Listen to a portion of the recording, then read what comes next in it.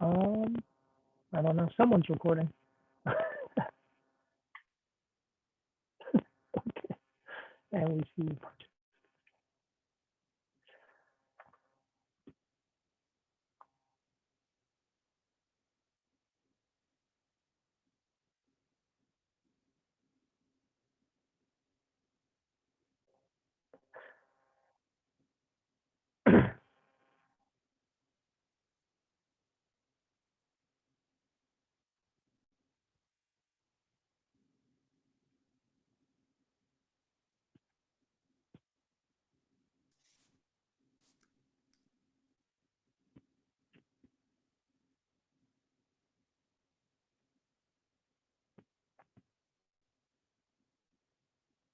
All right, we're going to give everyone about 2 minutes to join, and we will go ahead with Julie's presentation.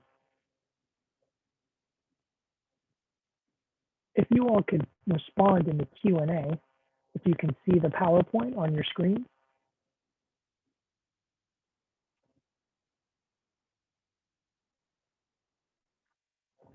This is the presentation, Andres, if you could please start interpreting. All right, everyone, thank you for those responses.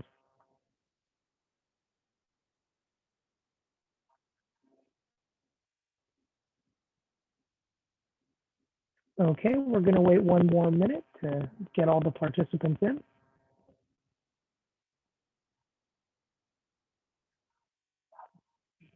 I really hope you're all ready for this presentation that's going to reframe a lot of things for you all. I'm really looking forward to it. I know Julie's excited, right, Julie?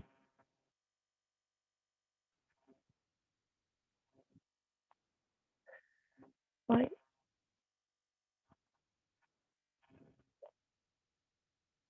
I am. I'm super excited to be back working with the community at this level. I can't wait.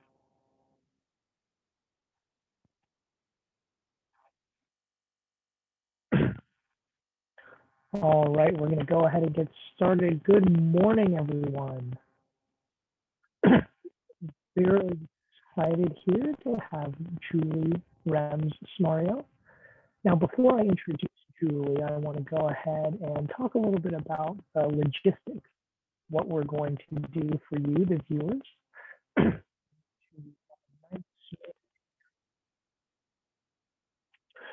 We have two interpreters who will be voicing in the background. They don't have their cameras on.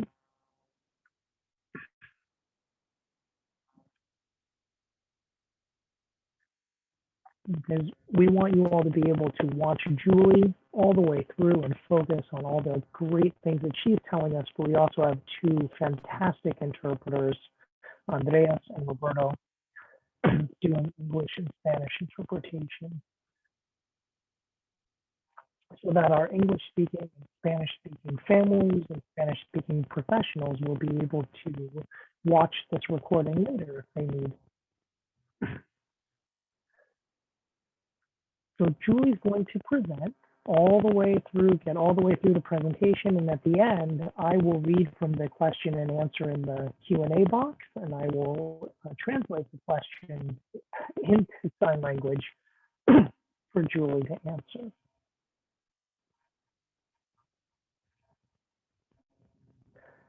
And during the presentation, I know some of you are going to have questions, so go ahead and use that Q&A box that you see down there. Type your questions in as soon as you think of them.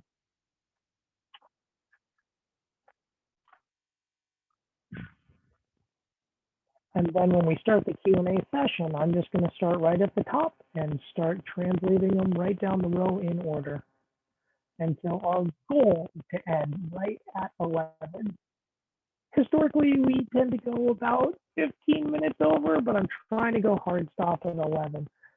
If there are more questions that we didn't get to, we will send them to Julie to write back to you to respond. This research has a lot behind it, and I think you're going to have a lot to reflect on and a lot to think about.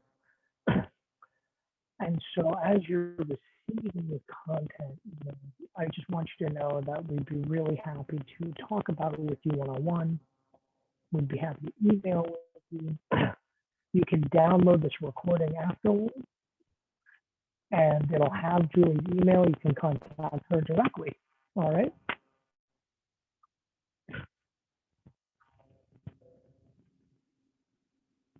Now, I want to make sure right now that the only people on screen are Julie and myself. Is that correct?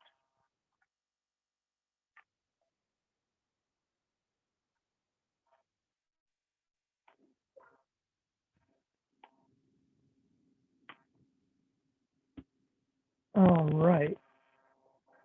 So I want to welcome Julie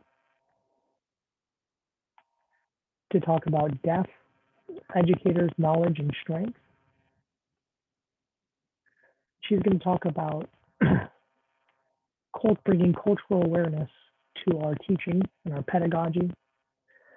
Julie is a PhD candidate, and this is really exciting because this is a portion of her dissertation that she'll be presenting to all of you. Her dissertation defense is coming up on December 8th, which means that the information that she's sharing, this is something to sort of hold close to the vest for the time being. Please don't share the slides or anything like that. Right now, she's really being very gracious to give us a preview, and then after December 8th, we can get it all going and bring it out to the world. All right, so I am going to hand it over to Julie. Welcome, Julie, and thank you so much for being here. Oh, Jack, thank you so much. I feel so honored to have CORE invite me here today. And yes, I will be defending my research on December 8th. And what I'm sharing today is just a part of my dissertation. It just touches the surface. And afterwards, hopefully we can get more into it. So we're going to talk about deaf educators, cultural knowledge and strength and knowledge. You can put that anywhere you want. But they have so much knowledge.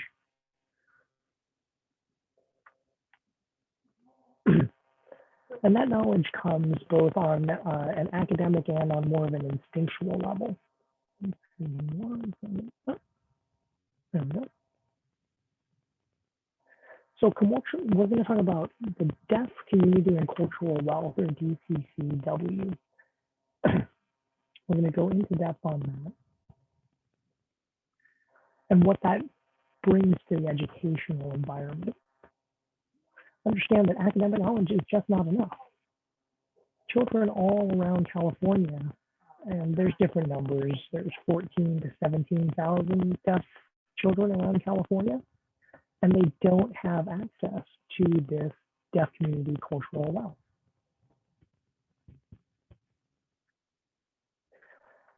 And I want to emphasize that deaf educators always welcome hearing allies to come and work alongside us to support that DCCW, that cultural wealth. Hearing allies are important to us as long as they're supporting our cultural knowledge.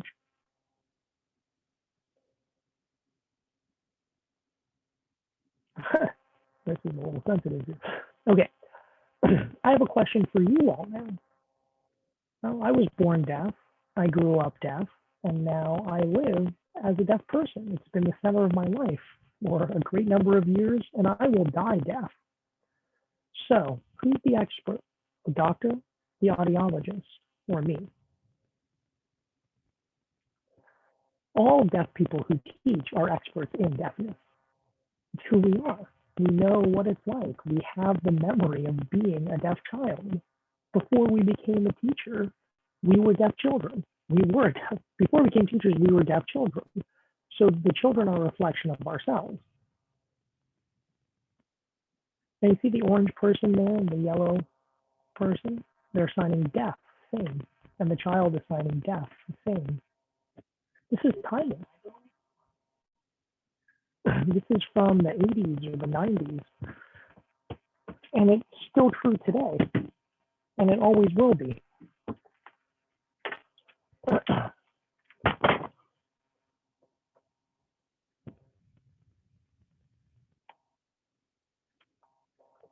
Now, deaf infants go through a screening program.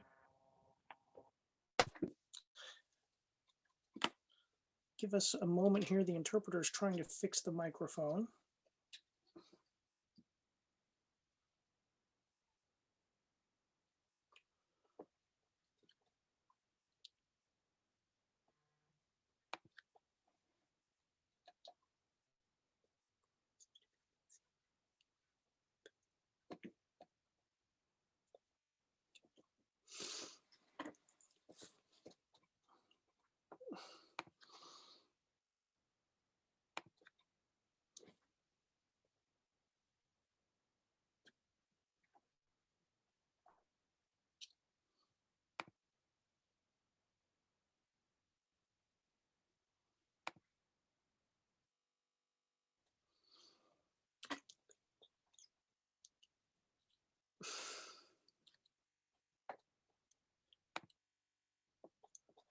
All right, I think we're ready to go ahead. If people can please give feedback on the audio, that would be great.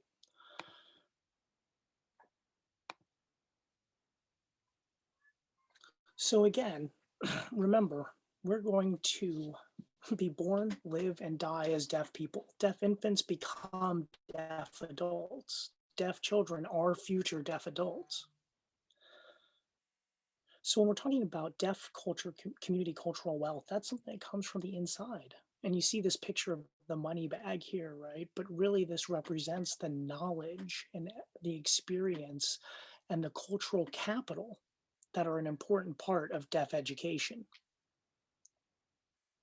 So the moment a deaf child goes into a classroom with a deaf teacher, that child is exposed to this capital, this DCCW, this cultural knowledge that is being passed along.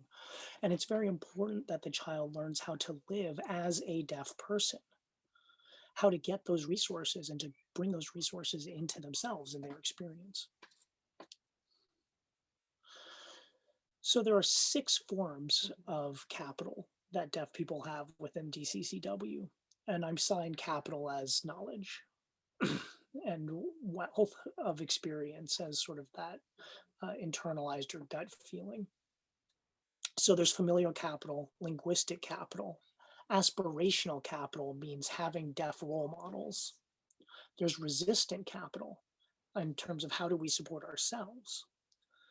There's navigational capital, which is how do we navigate the world in a world that is designed for hearing people. We become experts at navigating these systems. And the last but not least is social capital, networking, knowing,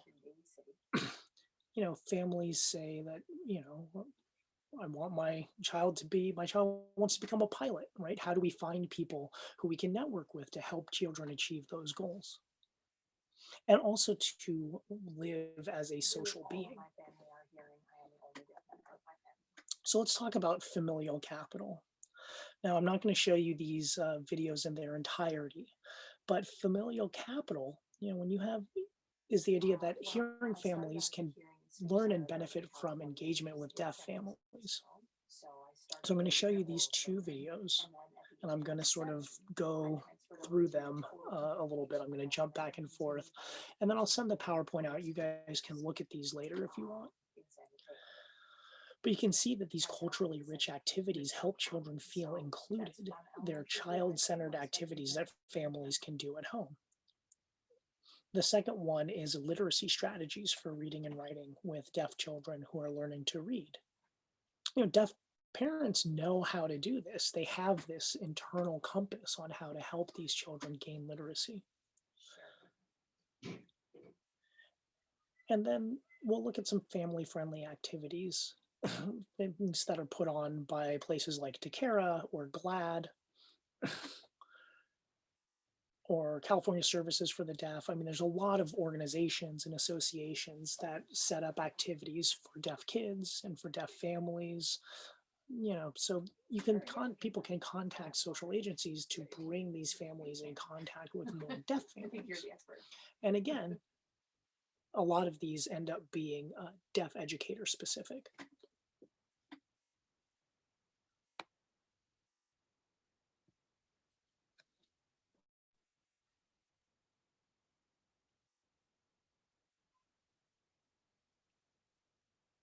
Hello, I'm Kent, and I'm Layla. The child signing blue. That's right, it's blue. ASL rhymes and rhymes have an impact on his education. Here we have some examples of ASL rhyming. They're signing the child's copy signing. Jump, jump, nervous, nervous, nervous. It's definitely helped us when he's feeling a certain emotion like frustration. We would sing frustrated, frustrated, frustrated, and that would make him laugh, and he would independently respond by signing pout, pout, pout, and we would affirm this frustration from this experience. So you see this example of familial capital, and we'll show you another example of this. So this is a day in Thoreau's life, and it's ASL rhyming video. This is the child's older sibling. So I'm gonna go ahead and fast forward this to a diaper changing scene that shows an example of familial capital.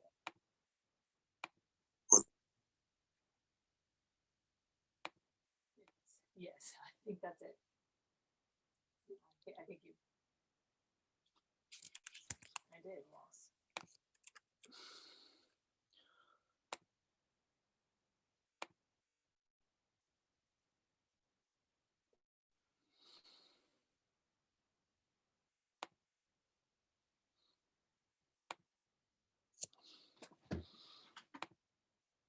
Sure. So I graduated from the University of San Francisco. I got a Bachelor of Science in nursing. So I earned that degree in December of 2019.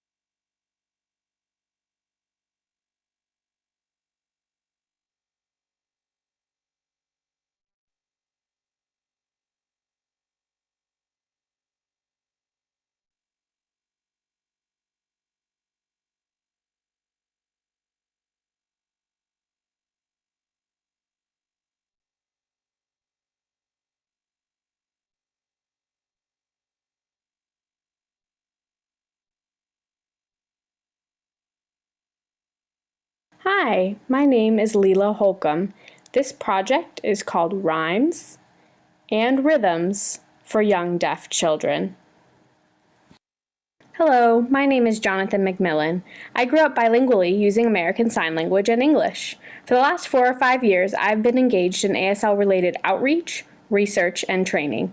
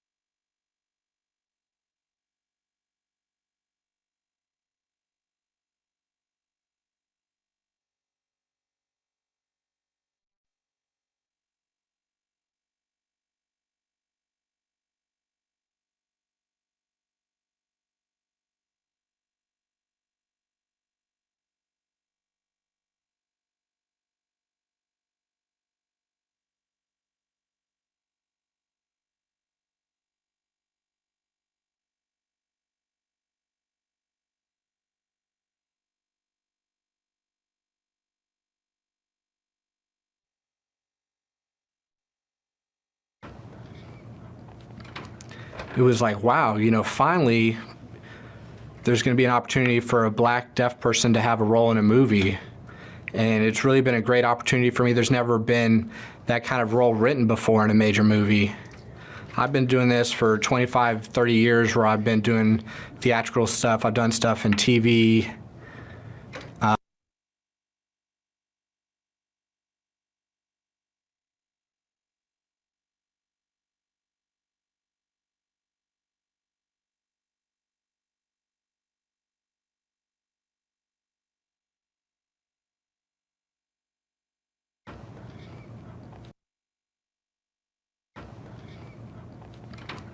It was like,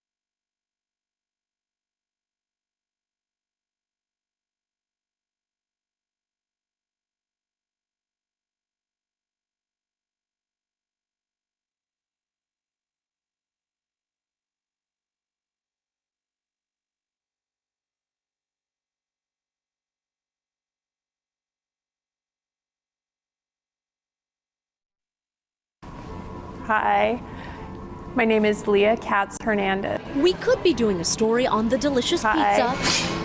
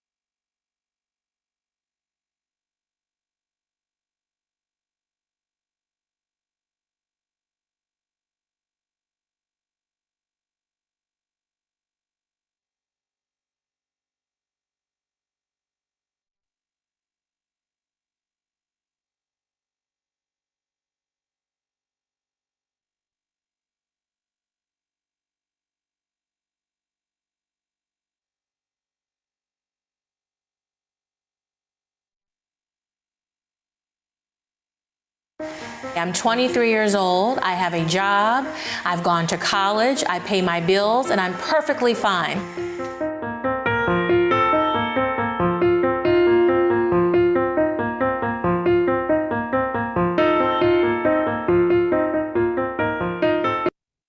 I'm 23 years old, I have a job, I've gone to college, I pay my bills.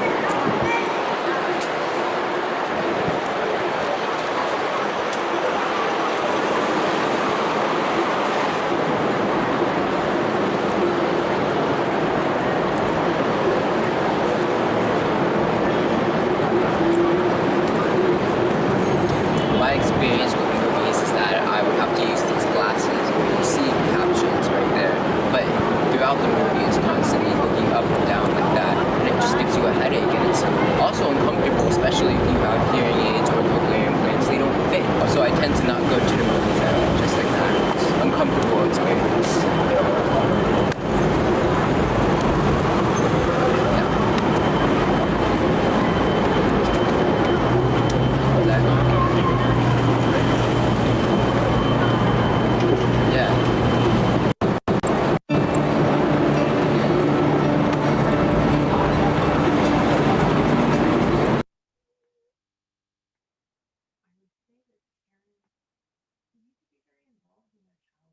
So you have two people here who have very different experiences with deafness and not being able to have access. And so the only way we can change these systems is to get together and to resist together. And it's really important that deaf children are able to learn to resist together. And you can look at these organizations. These organizations are products of Deaf Resistance Capital. And so we're talking about NAD, National Black Deaf Advocates, the California Association for the Deaf, the Deaf President Now protest movement at Gallaudet University, and the list goes on. But without Deaf Resistance Capital, we would not have these deaf organizations.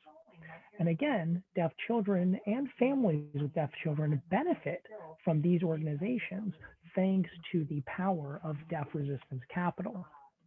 And that's another important aspect of deaf education and something that deaf teachers can offer deaf children. Now, before A.G. Bell and the oralist movement, before deaf education moved into that sphere, there were schools in San Francisco and Berkeley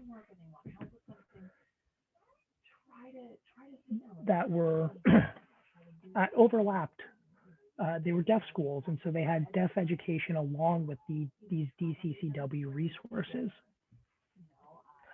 The thing is you cannot separate you could not separate deaf education from these deaf capital resources prior to the oralist movement. Now, after PL 94-142, also known as IDEA, before that was passed in 1975, the deaf community, even though oralists took over deaf education, the deaf community still had resources. They still had resistance capital. These things were still there in the deaf schools.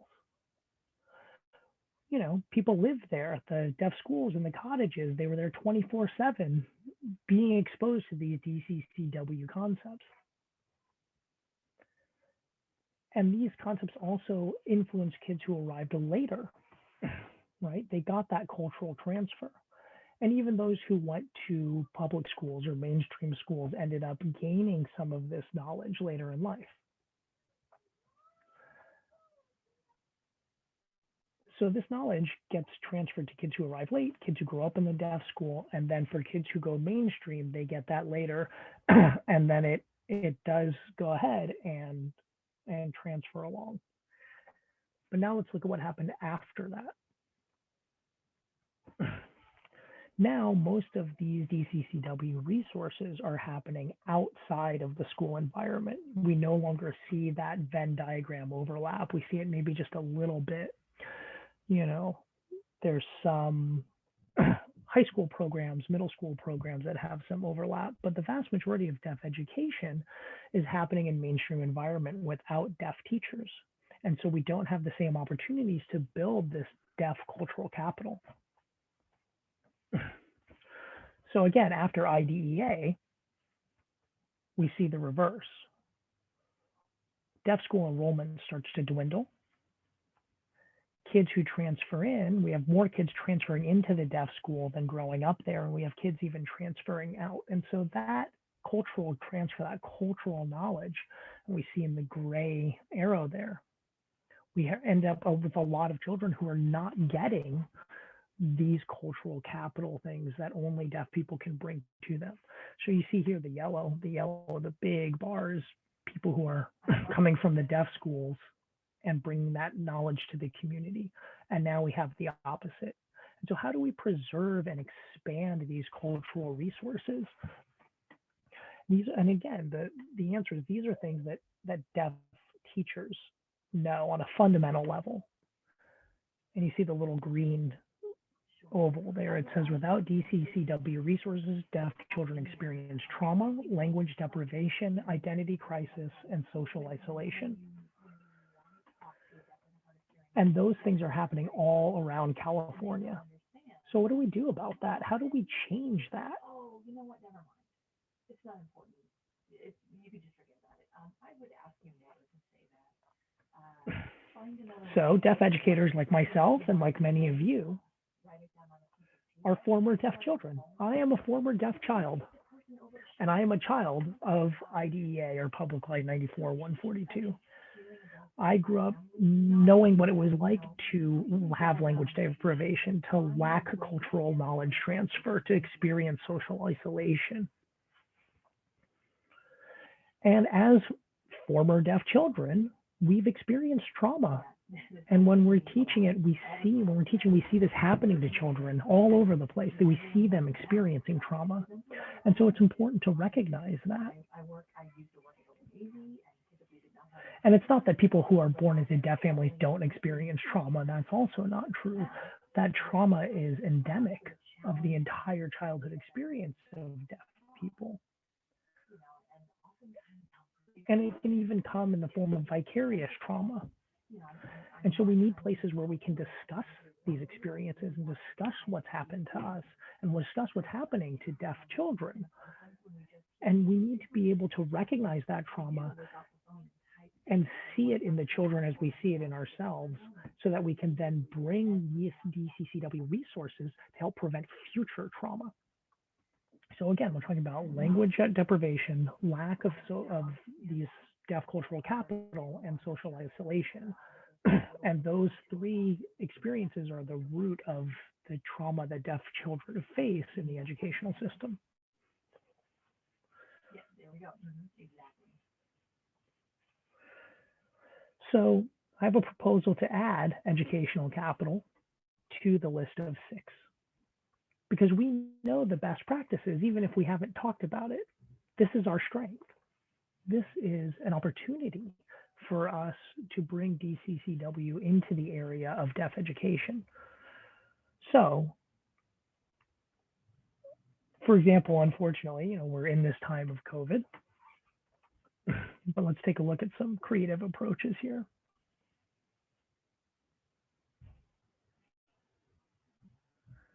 Sure. Well, and these are definitely all issues that I am living right now. It can be isolating growing up.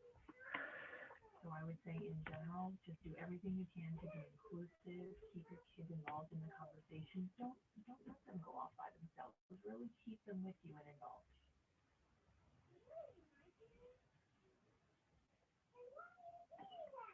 Oh, did you have a question?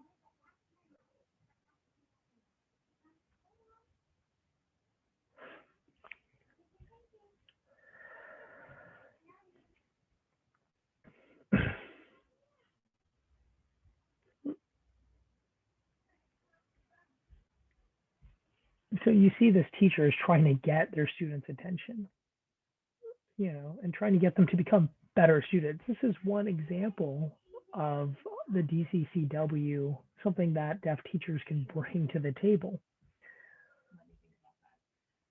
So that cultural knowledge and understanding of how children engage and interact is very important, both as a professional, as an administrator, and as a teacher. This educational capital, again, relates to our trauma. It's not separate from that, because this law hurt us.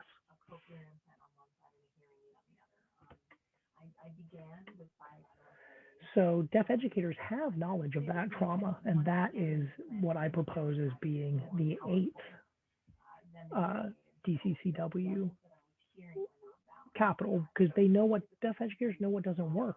They know what frustrated them as a child. They know what frustrates deaf children, and families don't always know this. And it's our responsibility to teach this to them, again, to prevent future trauma. So this trauma knowledge, understanding systemic autism, knowing what it looks like and how to name it, and trying to teach the system how they cause injury to deaf children. This is now our opportunity to explain that to them so they can make better policy and better laws and to do things that don't in fact end up injuring deaf children. And then again, looking at language deprivation. This is also related to that deaf resistance capital, trying to prevent language deprivation and to identify a deaf identity, to help identify a deaf identity, and to make sure that children don't feel isolated at school or at home. And you can use your trauma knowledge. It can become a strength, your knowledge of that trauma. It's not a weakness. Again, you know the best practices, and it's up to us to teach the system how to change and to adapt to the needs of deaf children. You also have a network.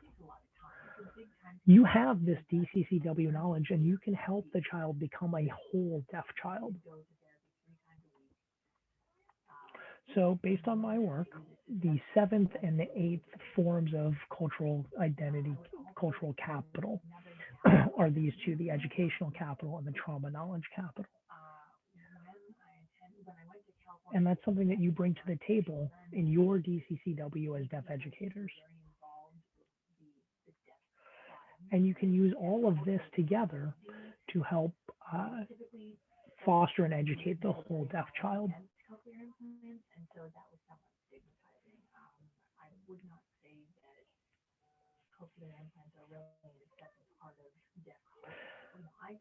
So again, we have the cultural knowledge and the cultural capital and the ability to show this child how to become a whole deaf person.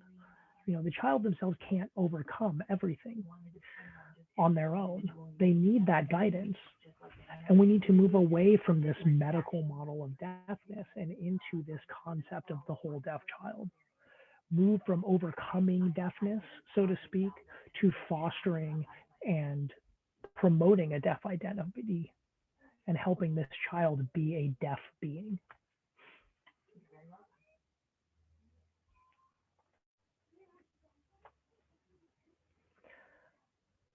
And as teachers, I think we need to share this and we need to celebrate deaf children, their home cultures and identities, their deaf community identities,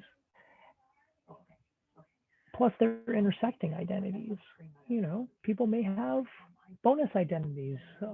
You know, they might say, I'm queer, I'm an athlete, I mean, anything that this child chooses, but all three of these identities, again, help to foster and encourage the whole deaf child. And so with that, I will close and we will get ready for the Q&A. And before your questions, I do want to just share with you again, this idea of that family learns together. You can remember all of your different kinds of capital. You see family, and then learns as an acronym for language, education, aspiration, resistance, navigation, social, and trauma prevention. And so the family learns together, and that acronym can help you get all of those different forms of DCCW, all those different forms of cultural capital in your mind. And again, the goal is to push for this concept of a whole deaf child and to look at the deaf community and deaf teachers to pass along that cultural knowledge. And so now I look forward to your questions. Thank you.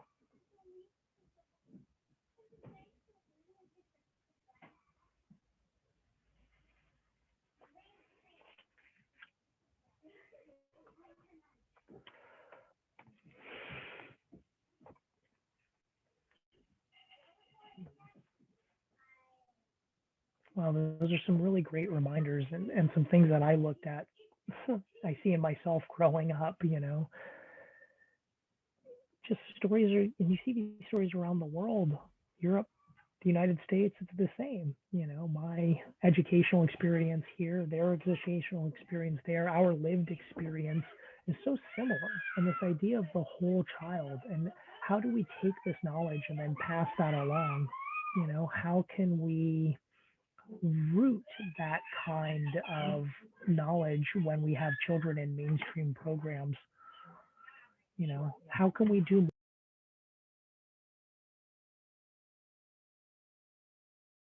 So sorry.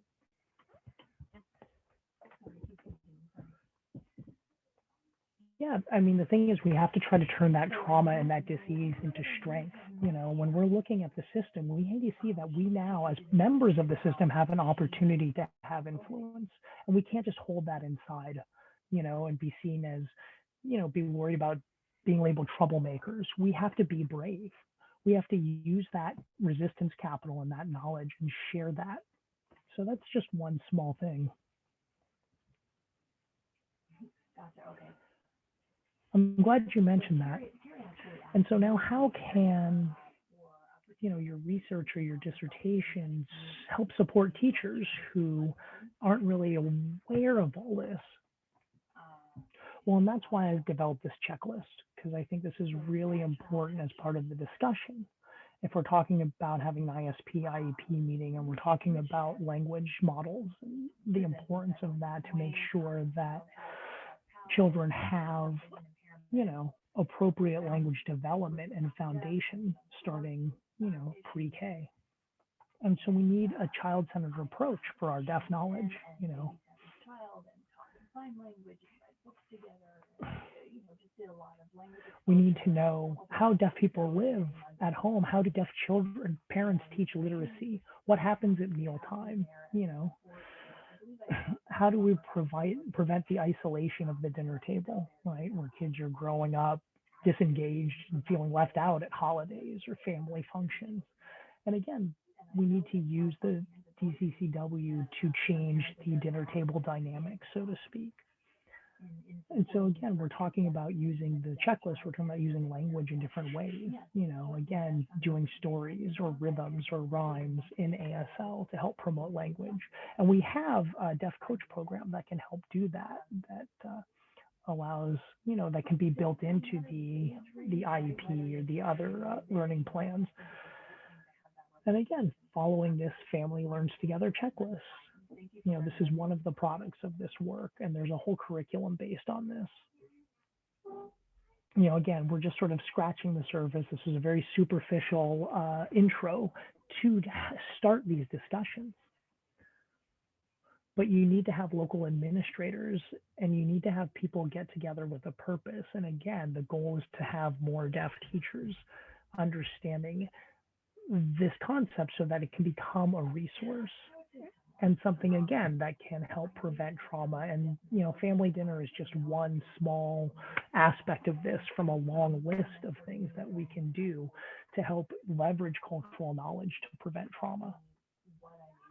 Yeah, I'm glad you brought that up. I'm really, yeah.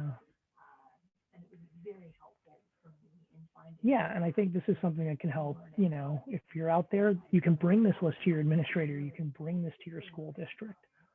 This whole deaf child model, again, is based on DCCW and cultural capital. And please contact me, contact CORE.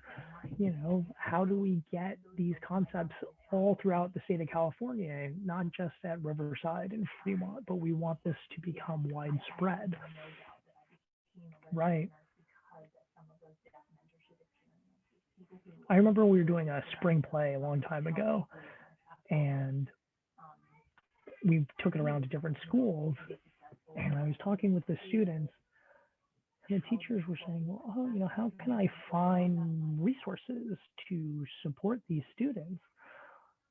Because they don't have things in social studies, or for kids who have special needs.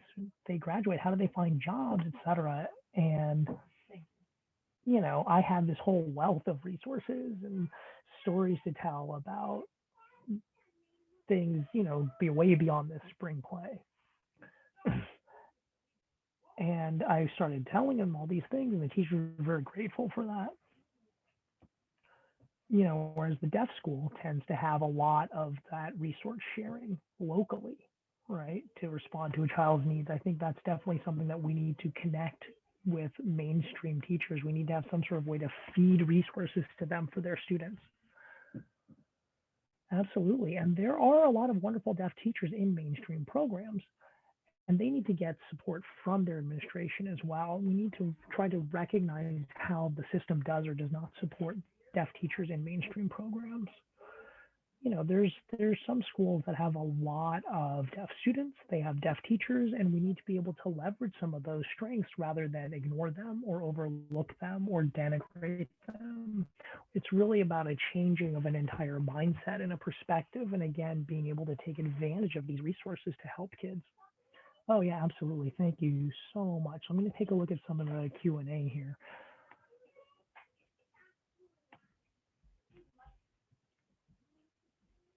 And some of this, people want to know where they can find it, where they can, if you'll be able to email them. The next question goes back to the family visit, and you were talking about the baby sitting in the car seat and looking the wrong way and turning it around. And they're wondering how, if they were facing forward, right, not backwards. And she turned it around.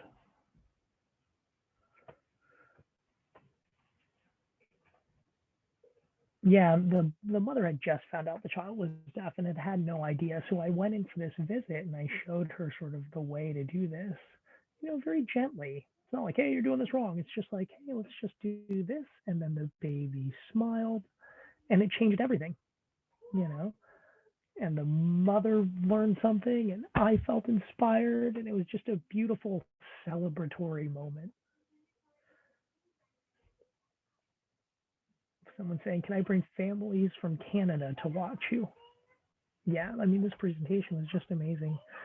And this is what I'm talking about, the world. I feel like this is a shared experience for deaf people around the world. And, once you put this in writing and you put this into a curriculum and it becomes a dissertation and it's out in the world, it's going to just help so many people to have documented this. This is a great reminder of the critical importance for deaf adults to be involved with our families. Lead K, I believe, has begun a coaching service for the state of California, but our region has yet to receive services. Do we know any timeline for getting these services to our families?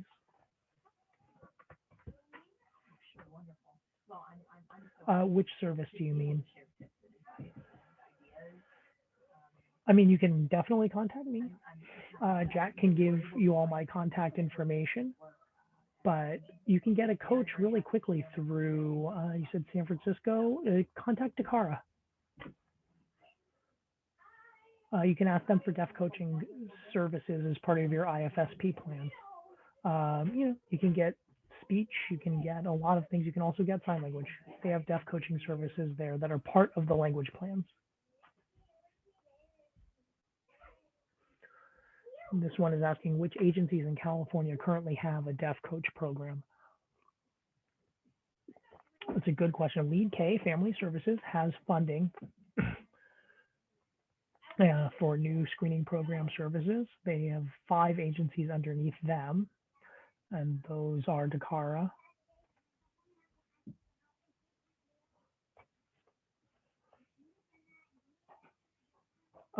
and there's another agency that has a great program here, DHSC, GLAD, and San Diego Community Services.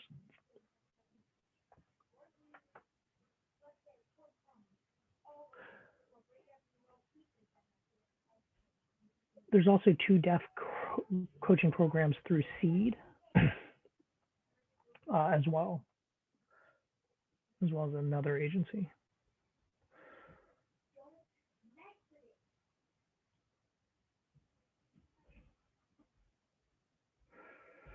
Deaf children's multiple identities. Where would you include deaf children who are educated in First Nation communities? What would be would the Venn diagram then include a fourth circle?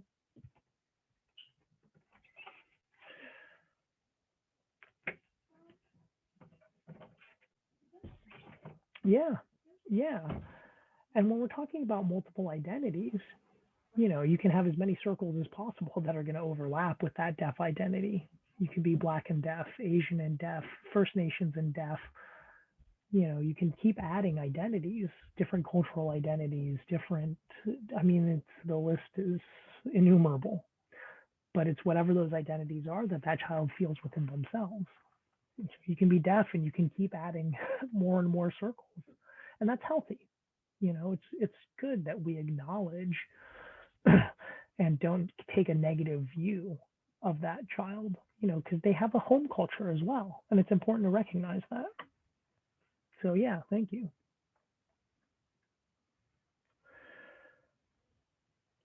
Right, and it's not just talking about a language foundation. We're talking about a foundation of all of these in order to promote that whole deaf child.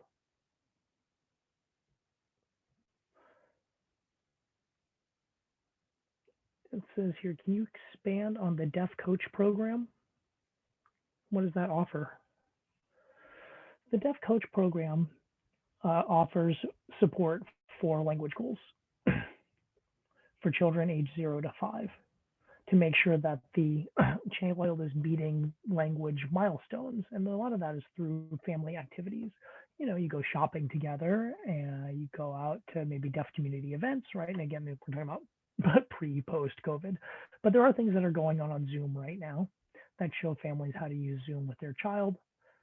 But it's really that critical language period from 0 to 5. And the idea is to get children to be kindergarten ready.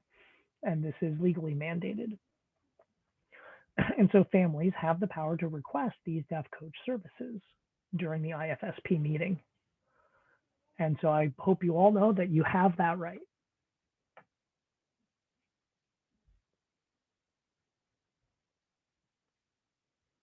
I think we gotta wrap up soon. Yeah. Let's see.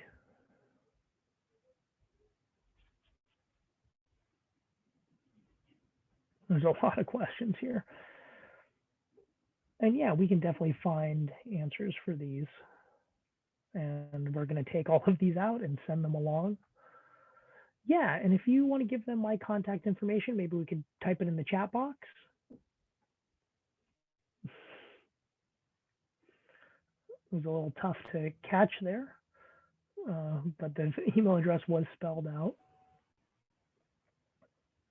But yeah, there's some really great, really in-depth questions here, and it's really exciting to see the community response. Thank you so much for your presentation. This is groundbreaking. I wish you the best of luck with your dissertation defense coming up December 8th.